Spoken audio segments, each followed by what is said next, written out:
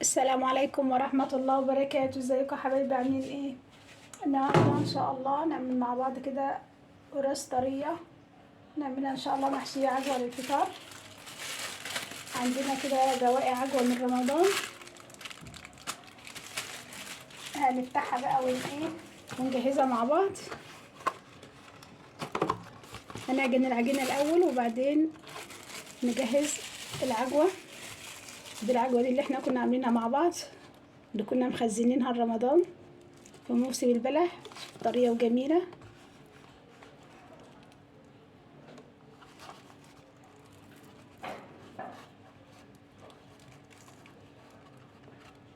قلبها اصفر وجميلة ازاي.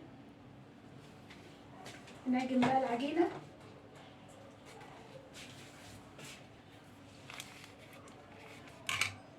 اول حاجة عندنا سمنة على زيت، كوباية سمنة على زيت لكيلو الدقيق، وعليهم معلقتين كده كبار من السمسم.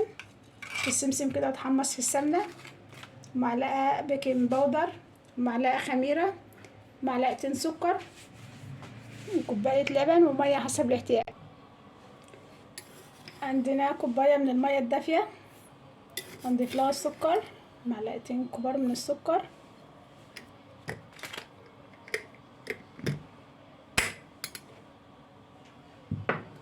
ونضيف الخميرة،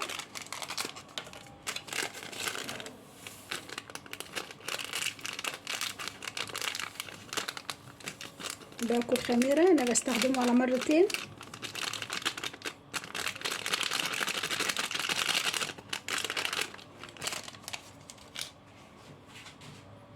بسم الله الرحمن الرحيم.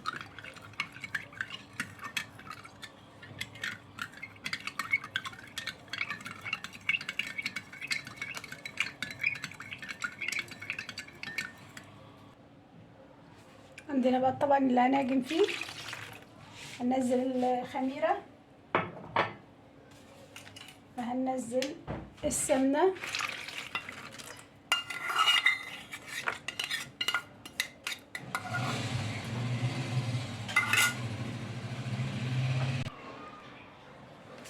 معانا رشة ملح،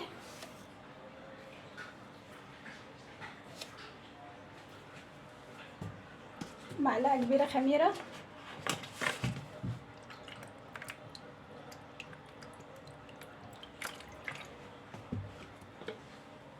وهنضيف البيكنج باودر،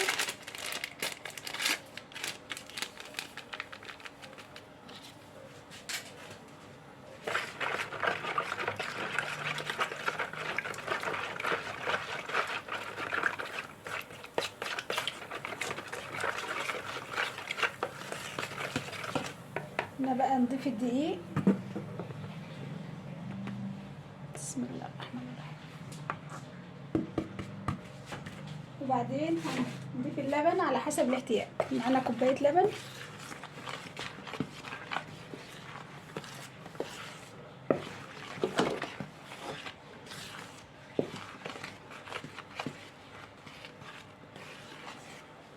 نعجن بقى بايدينا. هنضيف جزء من اللبن،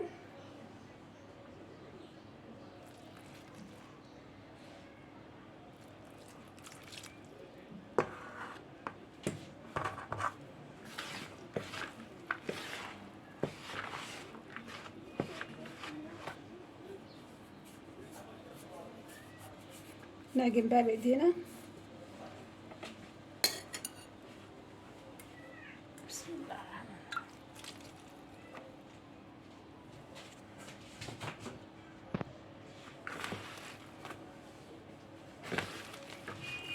بسم الله الرحمن الرحيم.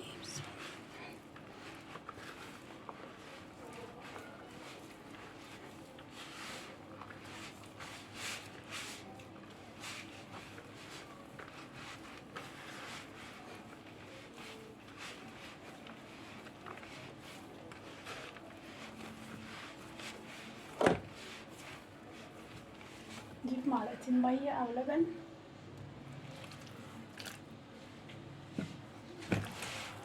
ونجيب بقى العجينة.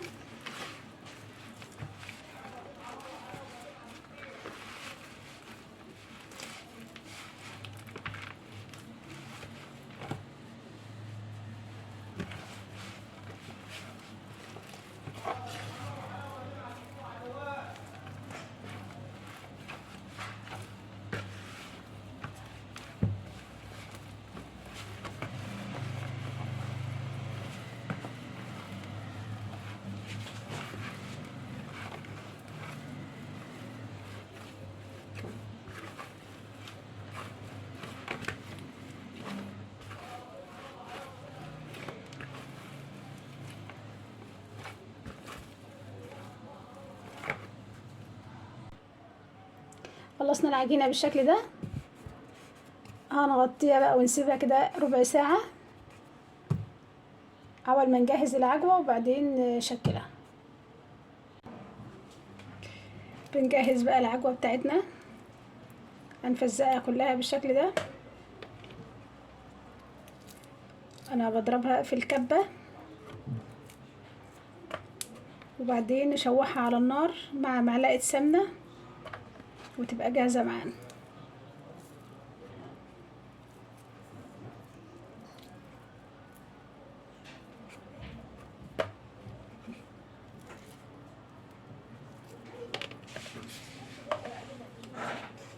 اعمل بقى الكمية كلها ونرجع نشوفها مع بعض.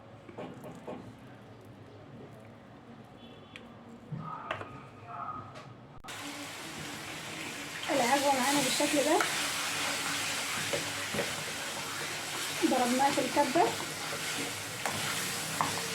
ونحمرها بقى كده على النار مع معلقة من السمنة، ودي ضروري كده التحمير.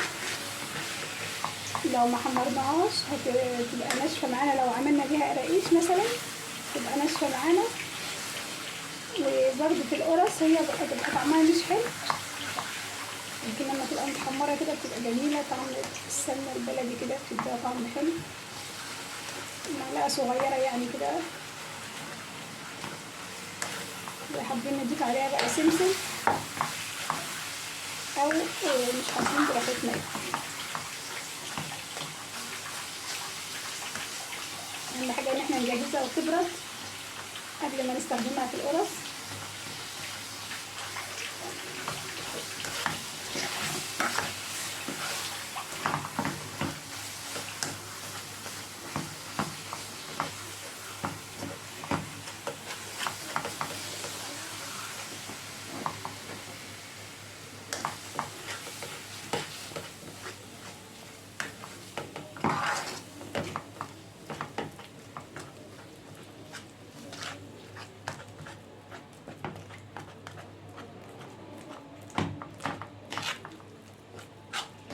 بس يعني ما تفرمش معايا كويس لانهم شويه صغيرين وانا فرمتهم في المفرمه. الكبه بتاعتي باظت، فطبعا هما في المفرمه هما قليلين في المفرمه، فبيجوا في جناب المفرمه كده ما بيتفرموش كويس. لكن طبعا في الكبه الصغيره بتفرم كويس يعني.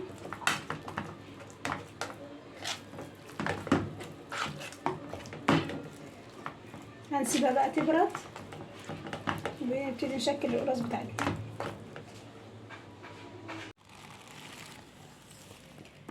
العجينه بقى ريحت معانا بالشكل ده، هنبتدي بقى نشكلها. ناخد كده قطعه صغيره. بسم الله الرحمن الرحيم.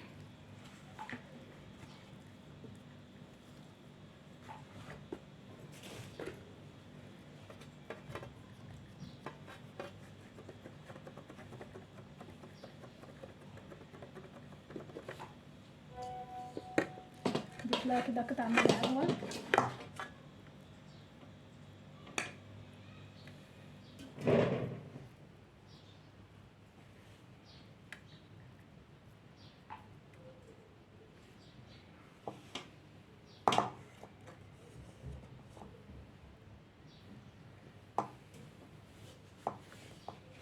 ونقفل. بسم الله الرحمن الرحيم.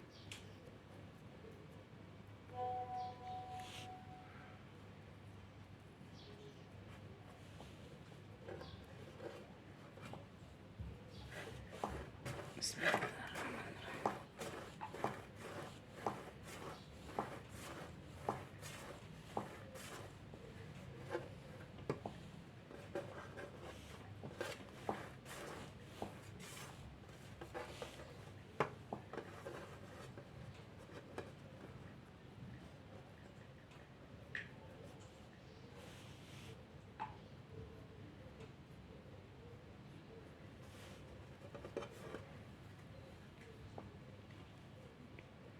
معنا بالشكل ده.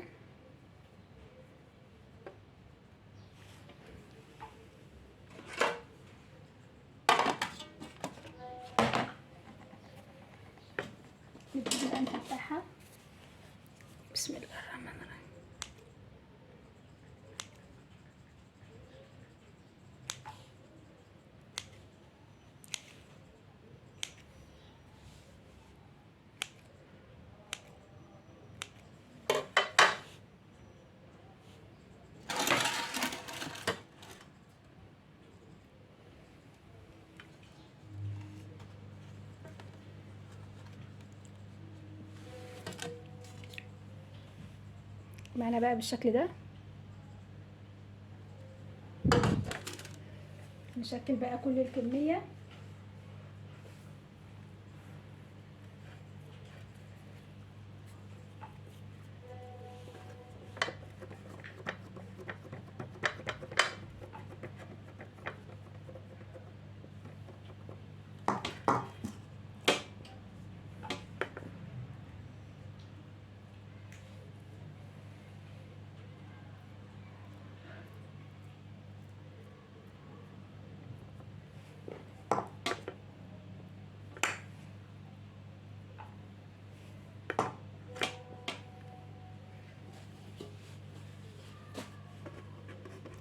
وهنقفل.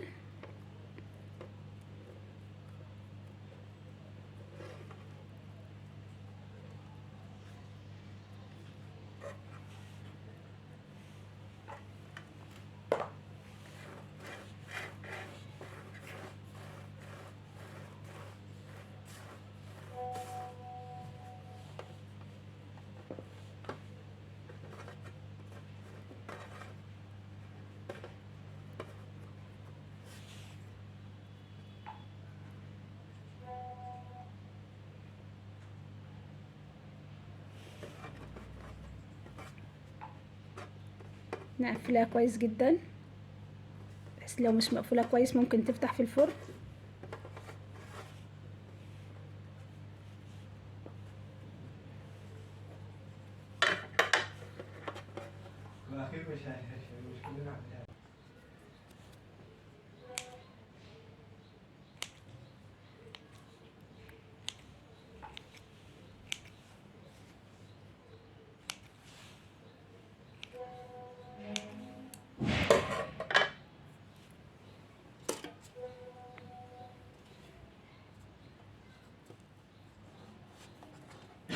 نظبطها بقى معانا في الصينية، بحيث ان الشكل اللي احنا هننزلها عليه هتستوي عليه، عشان تبقى شكلها مدورة كده وشكلها حلو.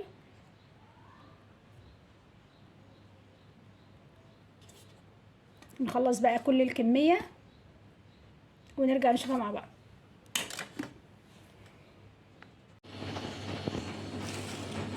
المعجنات بقى معايا بالشكل ده بعد ما خمرت. هندهنها بقى كده صفار بيضة مع معلقتين من اللبن وباكو فانيليا او رشة صغيرة جدا من الخل. هندهن بقى الوش ونضيف بقى سمسم او حبة البركة.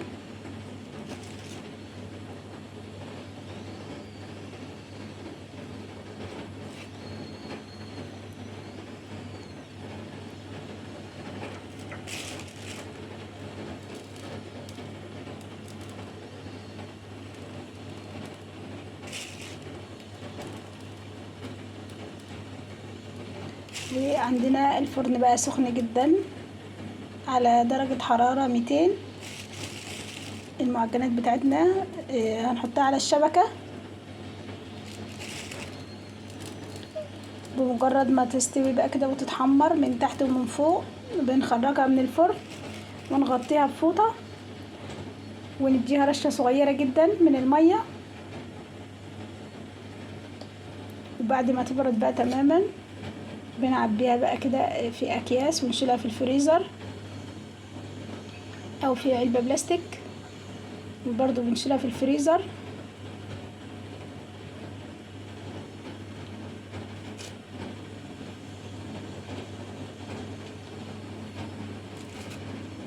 حلوة بقى جدا، فطار وعشاء. وكيلو الدقيق عمل لنا ما شاء الله كمية حلوة.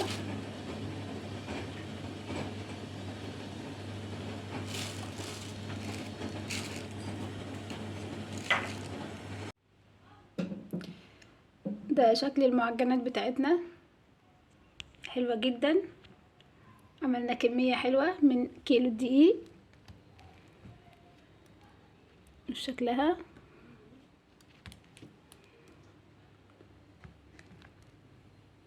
حلوة جدا، جربوها. لو عجبكم بقى الفيديو ما تنسوش اللايك والاشتراك في القناة، والسلام عليكم.